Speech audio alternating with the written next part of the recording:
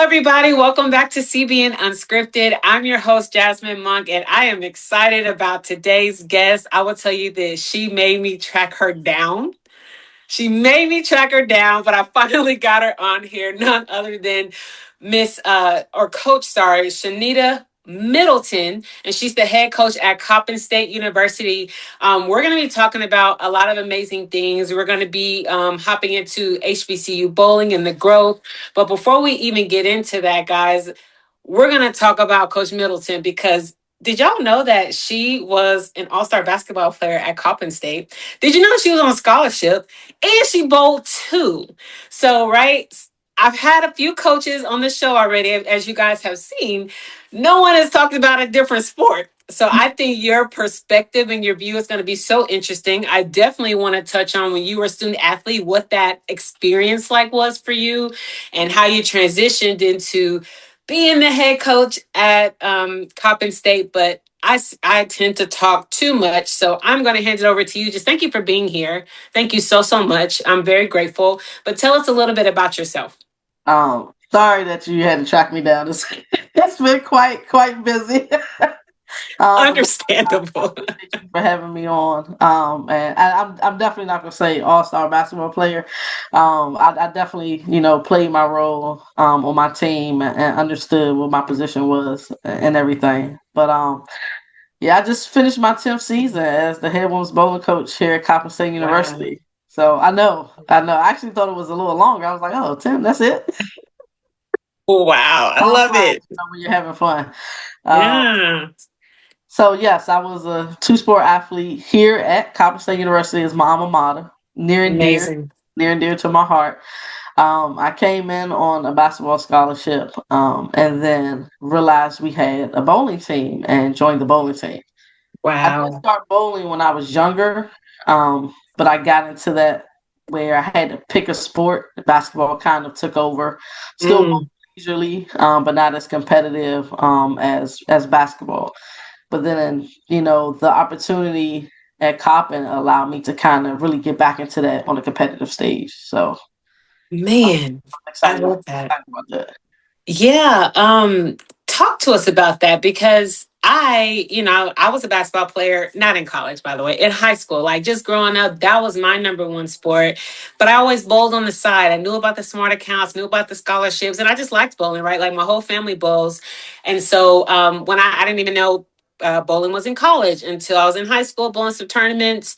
And some coaches were like, yeah, have you thought about this score, that score? I was like, oh, I didn't even know it was a thing. And so I just kind of left basketball behind. So for you, what made you decide to bowl in the bowling team, right? Because being a student athlete in college, right, it's next level anyway. So basketball, I feel like the season, I feel like it's a lot more than bowling. Not that bowling is not as much, and that's why I chose to bowl in college. The season is longer, kind of stretched out. You're not traveling every single weekend. There's kind of a balance to me where I was able to do some other things and bowl and do school. But I feel like in the middle of a basketball season, it's no time to do anything. So talk to us about that. Like, what made you join the bowling team? Like, was it new? Was it because you liked the game of bowling? And how did you balance that? And I feel like it's important to talk about that because there may be some youth bowlers, right, or some college bowlers watching this, and they may be struggling with time management, or they may be experiencing, some of the same things you are with doing two sports. Like I know there's a lot of soccer players that do bowling and tennis players that do bowling and golf. Like it's very common, especially for the women. So talk to us a little bit about that experience for you when you were at Coppin State. It definitely was a balancing act because basketball and bowling pretty much overlap in the same season. Absolutely, yeah. So basketball, yes, it's on a completely different wavelength once you get to the college side, and time is theirs. And that's with any sport. But with basketball, it's a lot more. So I definitely had to have organization and discipline with my time management. Yeah. I guess the good thing, my basketball practice most of the time were early mornings, and my bowling practices were at night.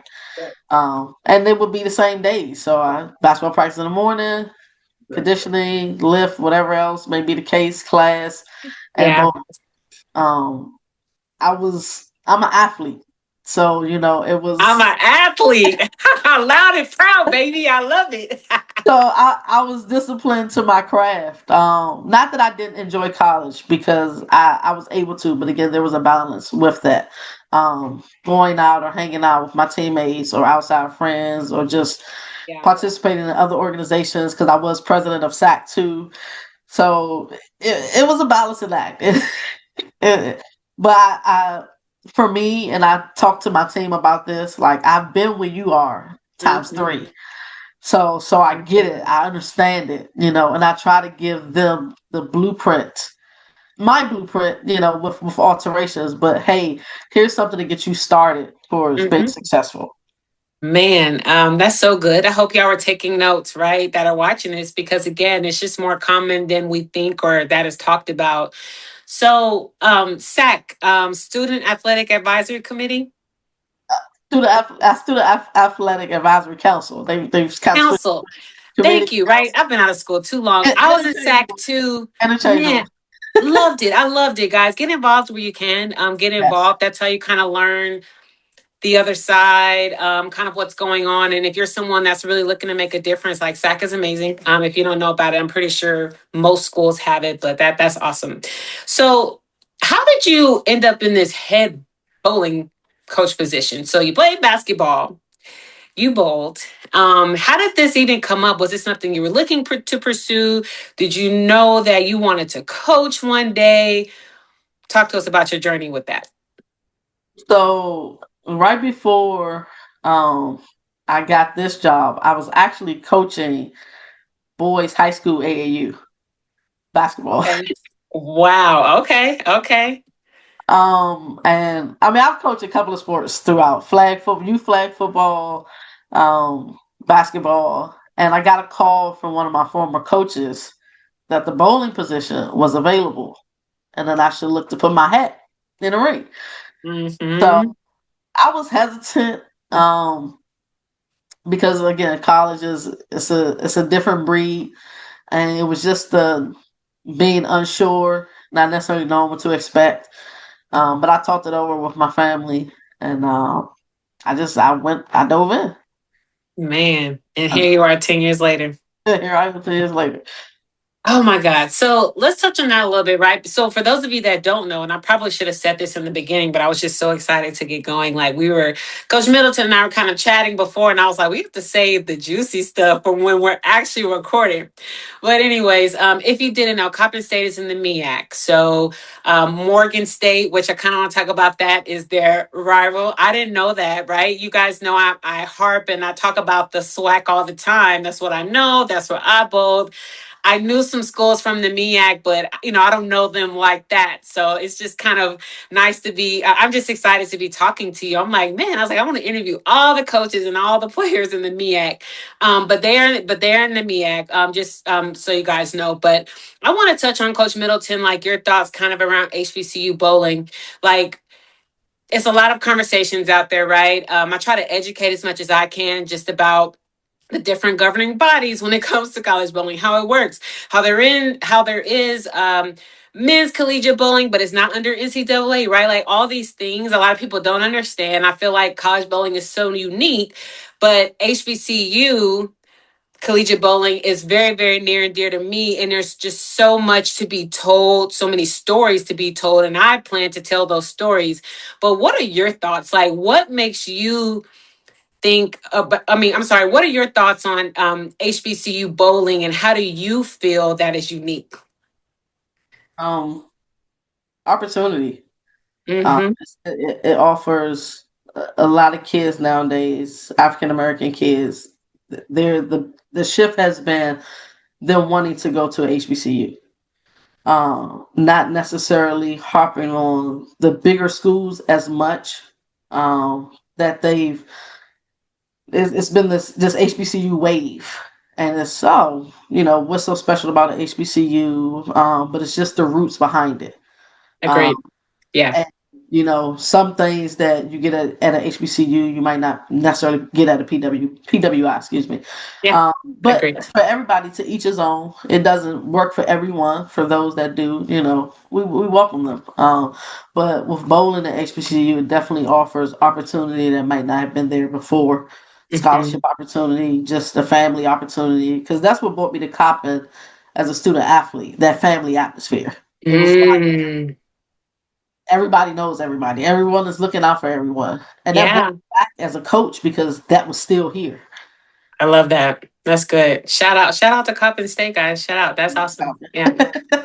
Yeah, no, that's awesome. So, you talked about opportunity, and it's so, I promise y'all, like, I had a whole question I was going to ask Coach Middleton about what opportunities do you feel are available? And you kind of already talked about it, but let's elaborate on it a little bit.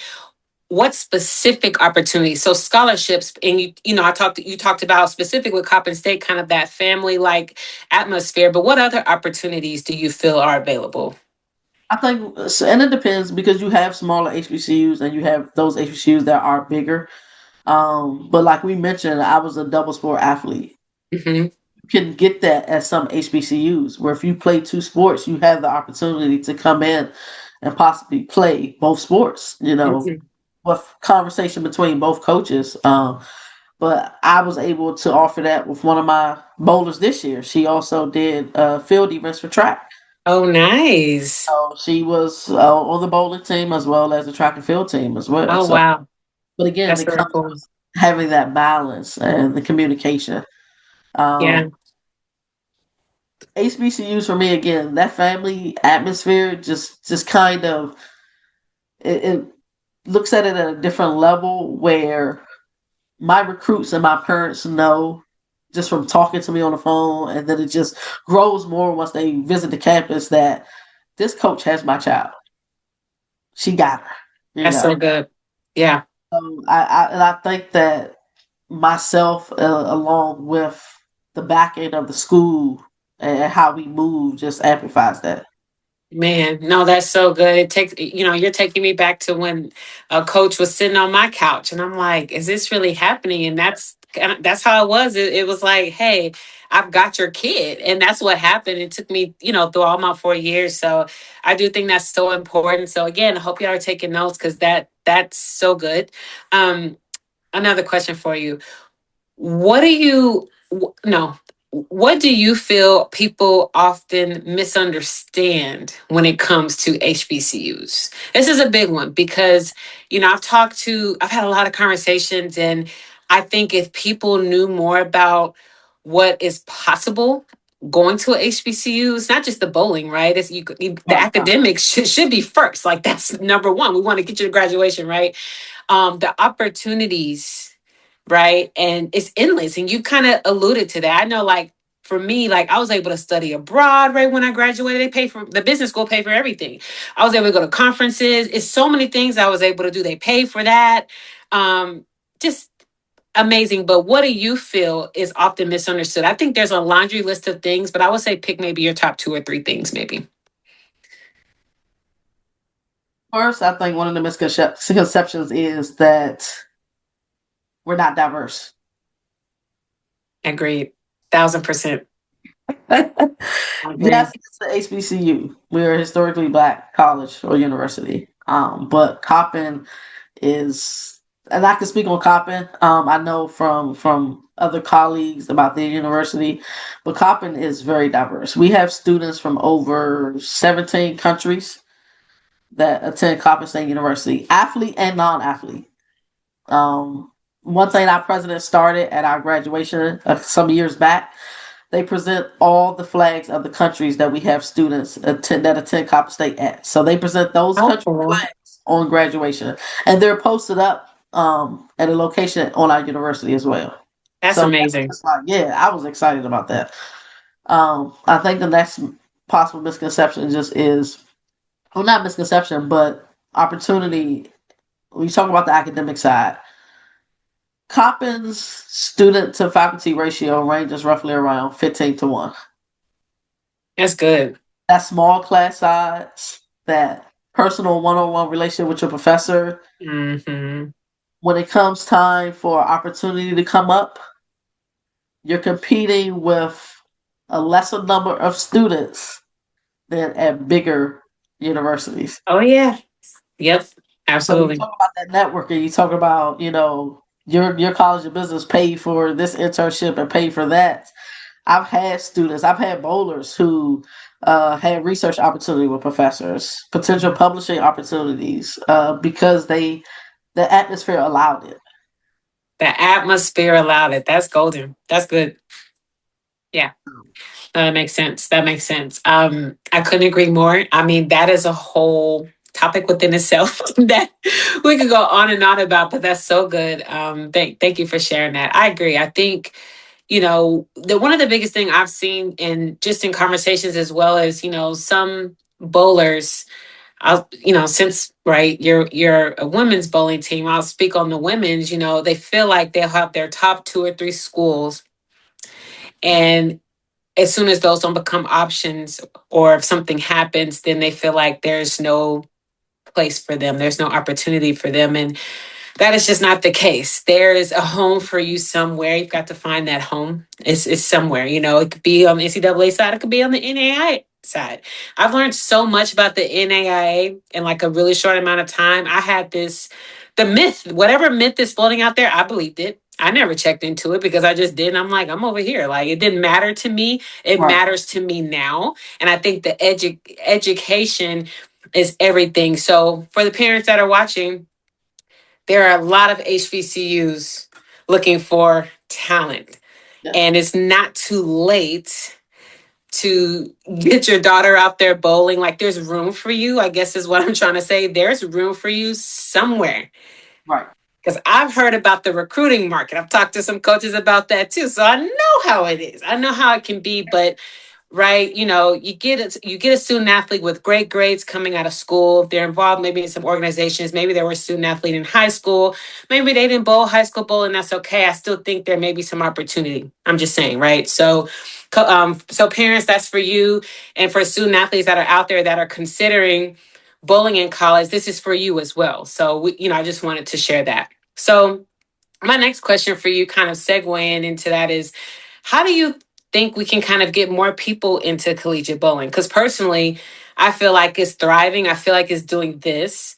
Yes, definitely. Um, I really think so. And it just has a lot of opportunity. I always refer back to basketball. You played, right? Look at women's basketball, WNBA, and college 10 years ago.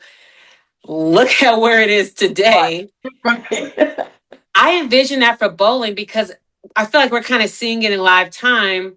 But, when I started College Bowling Network, I saw kind of those gaps and opportunities to help it get there. And I'm like, say less. Like, I would be honored, right? This is me talking to myself in my brain. I'm like, Jasmine, what if you did this? You see these opportunities in these gaps, but that's what the vision I see for college bowling. Like, that's where I can see it going. But anyways, like, what are your thoughts on just getting more young people involved into college bowling? And I know part of that is education too. Like, I talk about that all the time. People just aren't educated. I bowled. I was a youth bowler. Money in my smart account, and I didn't even know that bowling was in college. So, anyways, I'll stop. Like I said, I can go on and on, but I'll let you go. But what are your thoughts about that? I mean, that was the same for me. Like I said, at some point, the youth bowling for me kind of stopped where basketball took over. Um, when I was younger, I didn't know about smart. I didn't get to that point where I was moving around and competing in tournaments. Um, so seeing it in college, it was like, oh wow, okay. I used to do this, Let me see if I can, that's the athlete. That's the Yeah. athlete talking. Let me see if I can, if I can still do this, if I can continue to do this. But even this day and age, you still hear college has bowling.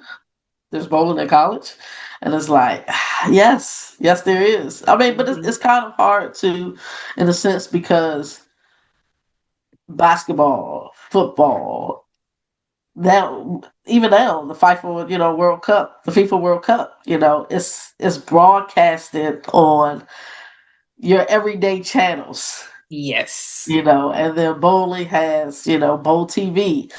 And occasionally, yes, there may be live or replay happening on ESPN. But if you don't know about it can be missed. Unfortunately, Hmm. that's still the climate that we're in when it comes to bowling. So I think the knowing about it has picked up some because what's that one family leisure activity that, that people do on the weekends or at night, Friday nights, they take the family out and they go bowling. So Yeah. I think the bowling alleys are doing a good job because the information is posted. Yeah. The flyers are posted. So, Yeah. eyes are looking like, oh, they have youth bowling. So that's kind of where the conversation starts. Um, most of the schools that we encounter competition wise, we're either streaming our competitions from Facebook or YouTube. So I think that's another source there, and people are talking. So we just got to get more people talking. Hmm. Once we get the next generation of young ladies that's coming in and look for their family to have that conversation. Look for their family to say, "Hey, you got a Facebook account? Go to this page because such and such is bowling, or check out this YouTube page, so forth and so on." So Yeah. Agreed. Yeah. No, I definitely agree. And that's exactly kind of really why College Bowling Network exists is everything that you said. The visibility, the exposure. I'll throw in the storytelling because yeah, a lot of people don't understand bowling. They'll be watching the match. They have no idea what's going on. They don't know the types of formats that we have. They don't know about mega match and Baker and traditional. They don't know, right? yeah. And so I agree with you. So all the above. I agree 1,000%. So I want to talk a little bit about. We haven't even talked about like your amazing program that you've been coaching for 10 years. So talk to us a little bit about kind of the culture you've built, right, for the Coppin State women's bowling team, and kind of where you would like to see the team kind of be in the next 3 to 5 years. It's been a roller coaster. I would be remiss if I try to paint this picture that is that has been all uh, roses, But I wouldn't change it. That's part of the growth. That's part of me being able to show people where the program has come from and where we Mhm. are. Coming in 10 years ago, it was definitely a rebuilding kind of phase. And believe it or not, about 4 or 5 years ago, there was another rebuilding phase. Transfer portal changes everything. Oh yeah, oh yeah. I've been watching that. It's crazy. But it comes with the territory, so you just have to learn how to maneuver. But myself, and I can't just put it on me because I have an awesome coaching staff. I have two volunteer coaches, Coach Wills and Coach Tanya. Um, and we've built this program up to where it is. At one point, we had a sponsorship through Storm. Now we're Nice. under Brands of Brunswick for the past. This is our fourth year. Nice. I love that. Fourth year, under Brands of Brunswick Bowling. So something that we can offer to our recruits coming in, um, and just we keep a heavy schedule. I mean, we carry 8 to 9 tournaments regular season, so that's one thing that you know I'm excited about for every year, just having that opportunity because I know there are some schools out there that don't have that opportunity. Yeah. You know, they're covering maybe three tournaments, maybe four outside of conference play. Sure. The fact that we can carry the schedule that we carry, and change it here and there where we can get a tournament in that's taking us to Atlanta, where we've been, Florida. The goal is to get to Tennessee within the next year or two. Um, but moving around and competing in these tournaments that, at a minimum, may have 10 of the top 25 teams there. Yeah, To for be sure. I don't schedule tournaments for us because I know we could possibly go and place high. That's not going to help us when it comes to the end of the season and we're at conference championship. Okay, coach. Now I hear that. I hear you. Yeah. That makes sense. Um, but our strength of schedule is always high up in the numbers. I think we normally sit within the top 30 when it comes to strength of schedule. And then it just becomes about the recruiting aspect. And I was just having this conversation with my coaches where every couple of years I've had to adjust how I recruit. Mm. You know, I mean, and to be honest, when I first started, I recruited a kid roughly about a year and a half, almost 2 years. You know, you put that time in, you show them that Coppin is where they can be. And then to get that phone call and they be like, I decided to go, go somewhere Thanks, but else. no thanks. Oh Yeah. man. It's like a relationship just ended, you know. So that was early on. So I had to pivot. Like I can't keep doing this, you know. And talking to other colleagues, I'm like, am I the only one that's doing this? Oh. But the time that I put in with a recruit and just getting to know them as an individual as Yeah. well as bowler. Because my program, and I tell everyone this, the recruits, the parents, I remind my players that it's bigger than bowling. Mm-hmm. Like I understand that I wear the hat of bowling coach. I understand that there are some days I have to wear the hat of a mentor. I understand Mm-hmm. that there are some days where I have to wear the hat as your big sister. Yeah, You know, it can't just for me. It can't just be about bowling. I love Because that. at the end of those 4 years, when you walk out those doors of Coppin State University, I have to make sure you're prepared for life. That's You're golden. Yeah. with me at this point more than you are with your parents. Mm-hmm. So I need to make sure I've helped prepare you for life. Exactly. Yeah. I love that. So my It's program is good. that family base, you know, that family atmosphere, just continuing what the university itself, you know, has kind of built up. So Ooh, girl, you make me want to go back in the day and come play for you. No, that's so good. that's what I'm doing. Look, I just might. Yeah, that's a whole nother conversation. I see some of these athletes and what they're doing. I'm like, the rules. Anyways, all right. My last questions, we've got to close out. If a young bowler, which I'm sure they are, is watching this right now and wondering if college bowling is for them, what would you tell them? They won't know if they don't put themselves out there. Mm, You know, check on some schools that you may be wanting to attend on the academic side of college. Send the coaches your videos.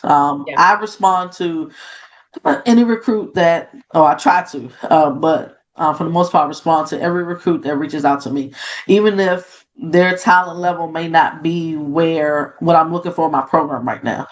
Got Um, it. I respond to them, let them know to keep working, and sometimes I'm able to point them in the direction of another program or another coach that may be able to That's awesome. use them. So Yeah. it's all about getting our young ladies in college and if we can on a team. I've told recruits before who parents don't know anything about the NCAA eligibility center until they have a conversation with me. So now Hmm.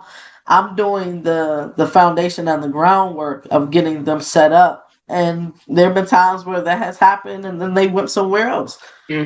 You know, but at the end of the day, Coppin is not gonna be everyone's choice, Yeah. you know, but I want to see them go somewhere. Yeah. Yeah. No, that makes sense. Thank you. I hope y'all are taking notes and listening. Coach Middleton has dropped a ton of jewels. Um, I'm just so grateful. Thank you again. I know I have to track you. I was just playing, by the way. Literally, no, I am a persistent and consistent follow up type of person. And I really wanted you on and I wanted to just learn more about you and your program. And I think we did just that. So I really appreciate your time and I value your time. So thank you. Make sure that you guys like, share, and subscribe. Tell a friend. If you're looking to come on here and have a conversation, if you have impacted collegiate bowling in some way, feel free to reach out. I'm an open book. I hope everybody knows that by now. And I like to talk, especially when it comes to bowling. So I hope to see you guys on here. But make sure, again, that you guys like, share, and subscribe. And we will see you guys on the next episode. Take care.